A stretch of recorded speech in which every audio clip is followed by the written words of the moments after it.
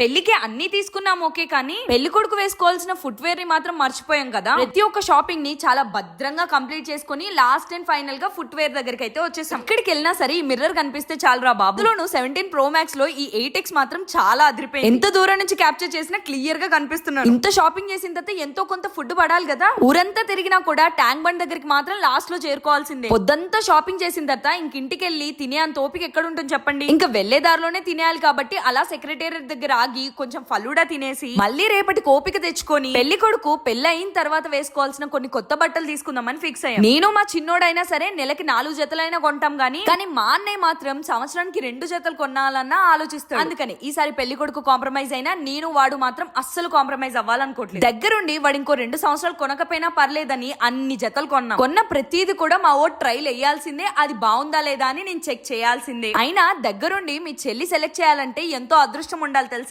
Final గా successful గా day అంతా తీసుకున్నా సరే అన్నిటిని ఒకటే రోజులో కొనేసాం. మాల్ లో మా అన్నయ్య బిల్లింగ్ చేసే లోపు అలా బయటకు వస్తే రింగు రింగు అంటూ భలే తిరుగుతుంది కదా. కొనడం అయితే కొన్నాం, కానీ అలా బయటకు వచ్చేసరికి బిల్లు వెయిట్ దాంతో పాటు బట్టల వెయిట్ ఫుల్ గా పెరిగిపోయాయి. మరి పెళ్లి కొడుకు అంటే బిల్లు పేలాల్సిందే, బట్టలు బరువు పెరగాల్సిందే కదా. ఏమంటారు, కాదంటారా?